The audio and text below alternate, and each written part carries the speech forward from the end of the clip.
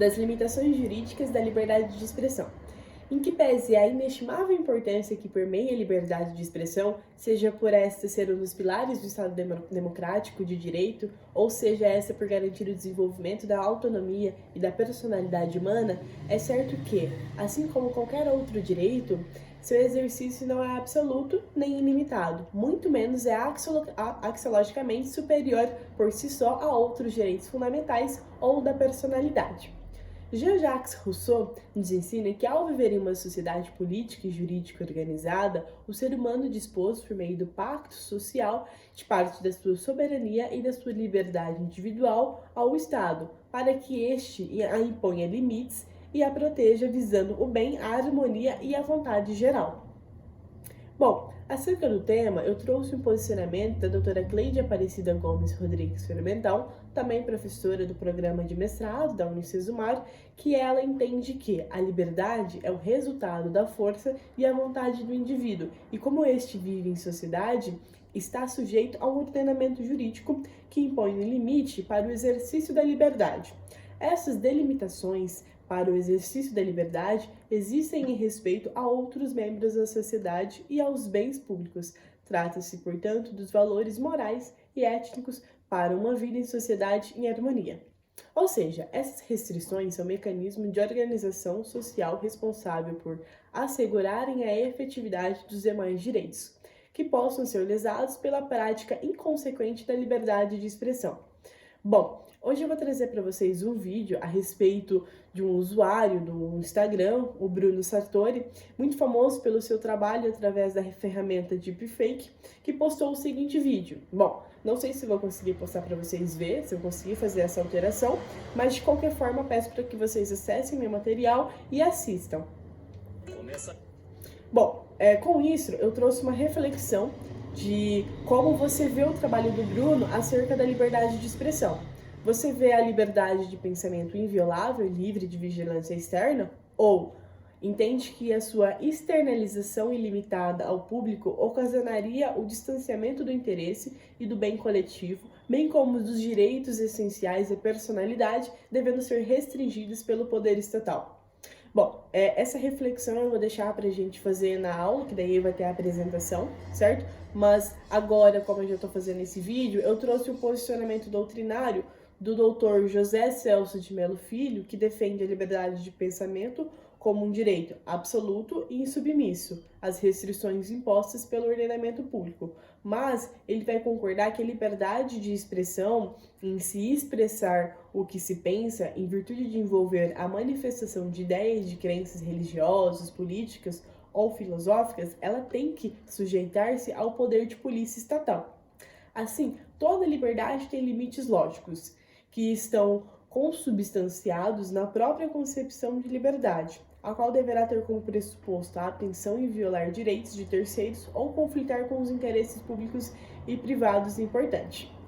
Assim, se de um lado a Constituição Federal ela protege a liberdade de expressão, por outro lado, ela vai estabelecer normas autorizando a relativização desse direito com a sua consequente limitação, como, por exemplo, a vedação do anonimato, a proteção e o respeito do direito de resposta proporcional ao agravo, a garantia da inviolabilidade, da intimidade, da vida privada, da honra e da imagem, a liberdade de exercício de qualquer trabalho, ofício ou profissão, atendidas as qualificações profissionais em que a lei estabelecer. O acesso à informação, resguardado o sigilo da fonte, quando necessário, ao exercício profissional. Bom, muito cuidado! Não é qualquer expressão que é protegida pelo direito à liberdade de expressão. Para tanto, ela deverá ser lícita e seu objeto compatível com o núcleo essencial desse direito. Logo, toda ação que ultrapassar os limites da esfera da autodeterminação poderá ser um instrumento de repressão, como, por exemplo, a calúnia, a difamação e a injúria. Além da autorização constitucional, existe outro mecanismo de limitação da liberdade de expressão, que se dá por meio do princípio da proibição de abuso de direitos fundamentais, o qual diz que nenhum direito fundamental deve ser interpretado, no sentido de autorizar o cometimento de condutas que visem a violação de outro direito ou liberdade. Esse princípio ele não tem um embasamento legal, mas é classificado como um rol implícito dos direitos e garantias fundamentais. Assim, de certa forma, ele é lido por meio de entrelinhas. Algumas situações constitucionais em que está conscrito implicitamente o princípio de abuso dos direitos fundamentais pode ser lido por meio da inviolabilidade de domicílio, o que se dá por meio que pode ser invadido sim o domicílio em caso de flagrante delito, do sigilo da comunicação, que pode ser quebrado por meio de interceptações telefônicas para fim de investigações criminais, e a liberdade, que ela pode ser cerceada em caso de prisão em flagrante por delito ou alguma ordem de autoridade judicial. Quando o exercício da liberdade de expressão for incongruente com os limites ditados para seus fins, bem como estiver direcionado para violar ou inviabilizar a atividade de um direito de terceiros, estará revestido como um abuso de direito fundamental e de direito e de personalidade, caracterizando-se como um discurso de ódio. Bom, partindo agora para um novo tópico, que seria do discurso de ódio e da vulnerabilidade social na sociedade da informação, a gente vai iniciar por meio de um doutrinador, que seria o Tiago, que ele vai falar um pouquinho do que seria o discurso de ódio. O Tiago, ele vai entender que o discurso de ódio deve ser interpretado como um ato discursivo, uma vez que ele vai se estruturar por meio de etapas, como a cognição, a preparação e a execução. Assim, o discurso de ódio são as expressões escritas, orais ou visuais revestidas de conteúdos intimidatórios, como, por exemplo, direcionado a um grupo socialmente minoritário. O discurso de ódio, ele também pode ser caracterizado como um instrumento que se utiliza na linguagem verbal ou extraverbal, como a fala, os gestos, a música, o cinema, a pintura, o vídeo, a dança, os livros e até mesmo o silêncio, para transmitir manifestações de desprezo, de intolerância e de violência. O discurso de ódio, ele é um ato de incitação ao ódio, carregado com um conteúdo hostil contra determinados grupos, geralmente contra grupos vulneráveis ou minorias sociais, motivados por preconceitos ligados à etnia, à religião, à idade, à condição financeira, à orientação afetivo-sexual, à identidade de gênero e assim por diante. São manifestações de pensamento que buscam transmitir e alimentar o ódio, desvalorizando, menosprezando, desqualificando e inferiorizando o ser humano quanto à condição social dele ou tratando ele como um mero objeto. O Pacto Internacional sobre Direitos Civis e Políticos aponta alguns critérios para distinguir o discurso de ódio do simples exercício da liberdade de expressão. Quais sejam: conter severa ofensa, possuir a intenção de incitar ódio, ter a forma de um discurso, ser dirigido ao público em geral ou a um número de indivíduos em um espaço público em geral ou a um número de indivíduos em um espaço público, conter a probabilidade de ocorrência de danos, ser um dano iminente, visando a possibilidade de identificar a ação e imputar ao emissor do discurso a responsabilidade pelo eventual resultado. Estar inserido em um contexto que possibilita verificar se as declarações têm potencial de incitar ódio e gerar alguma ação. Nos slides eu coloquei para vocês alguns exemplos sobre o que seria o discurso de ódio, né? Eu vou citar um onde uma pessoa, por meio do Facebook, pela imagem dá pra gente identificar, ele diz que Nordeste poderia sair do mapa do Brasil, morram de fome, vivam do bolsa do caralho, bando de vermes, raiva, ódio dessa gente, ai, vai tudo na TV pedir de novo e assim por diante, né? Então, de acordo com os critérios apresentados do pacto, a gente consegue identificar que é um discurso de ódio, né? Há um grupo de vítimas, que seriam, no caso, os nordestinos. Também coloquei alguns outros exemplos, então eu vou deixar para vocês dando uma olhadinha.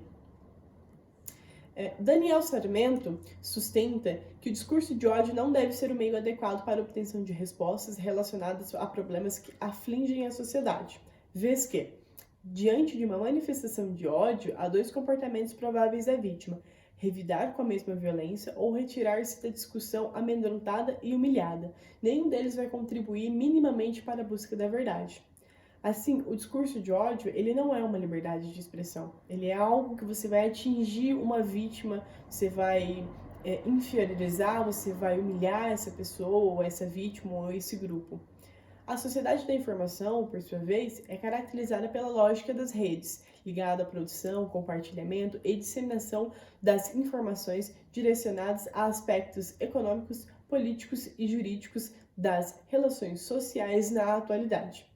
Nos últimos 11 anos, quase 4 milhões de denúncias relacionadas aos crimes de ódio na internet foram recebidos pela Central Nacional de Denúncia de Crimes Cibernéticos. Isso que significa que, por dia, pelo menos 2.000 páginas contendo evidências de crimes como racismo, nazismo, intolerância religiosa, homofobia, incitação de crimes contra vidas, maus tratos animais e pedofilia foram denunciados, né? As redes sociais, hoje, elas facilitam a replicação de informações de modo escalável. Então, né, o discurso de ódio, ele conseguiu atingir um maior número de público diante dessa facilitação das redes sociais, como, por exemplo, o Facebook, que é apenas você escrever um texto e em minutos podem ter milhões de compartilhamentos, milhões de vítimas atingidas e, assim, sendo repassado de uma forma exorbitante, né? A partir disso, né, proporcionar uma infraestrutura para analisar como que era, né, o discurso de ódio, como que ele foi atingido e qual foi o potencial que ele atingiu. O Orkut, que ele foi extinto em 2014, até então, ele era uma das redes sociais em que as pessoas mais utilizavam para fazer o discurso de ódio. Aí, a partir de 2012, quem pegou esse público foi o Facebook. Sem a tradição de debate na esfera pública, boa parte da população brasileira ela só começou a participar do debate público de ideias quando teve acesso à internet. O maior problema talvez seja a inserção que não se deu através do processo educacional, mas sim se deu por meio de uma compra de smartphone. A sociedade da informação como um novo paradigma social da liberdade de expressão no meio ambiente informático, que seria como a sociedade de informação ela deu esse novo paradigma, ela vai se tornar um paradigma social pelo desejo de promover a sociedade da informação, né? De aumentar essa tecnologia, que até então, quando iniciou a internet, nos primórdios, né? Nossa, teve uma fascinação pelo indivíduo de uma forma exponencial, e assim acabou tendo grandes avanços tecnológicos. As primeiras reações dos efeitos da automação dos setores produtivos, que foi os avanços da informática, trouxe essa fase realmente de fascinação quase infantil para o indivíduo, onde a difusão da internet nos países industrializados, dando a integração mundial dos povos por meio de infovias globais, né? Essas infovias globais seriam a comunicação do mundo em meio de uma rede. Em primeiro lugar, a substituição de insumos baratos de energia por informação como fator-chave deste novo paradigma representa para a sociedade uma saída inesperada para a questão estrutural da degradação do meio ambiente. A flexibilidade que caracteriza a base do novo paradigma é talvez o elemento que mais fortemente fundamenta as especulações positivas da sociedade da informação. Essa flexibilidade ela também dá fundamento às expectativas de contínua adaptação dos trabalhadores, consumidores, produtores e usuários, o que coloca o contínuo aperfeiçoamento intelectual e técnico como requisito da sociedade da informação. Bom, a gente também, além de discutir o discurso de ódio, a sociedade de informação ela vai enfrentar a problemática das fake news, que dissemina informações falsas, criando uma rede de mentiras com pessoas reais, onde muitas pessoas vão compartilhar essas mensagens que acreditam ser verdadeiras, embora sejam falsas. Bom, era basicamente o que eu gostaria de falar para vocês. Espero que vocês tenham conseguido entender, né, o que eu trouxe para vocês. Qualquer dúvida, vocês podem entrar em contato comigo. Meu e-mail é juliapolato@hotmail.com. As referências bibliográficas elas estão apresentadas no slide e no plano de aula. Muito obrigada!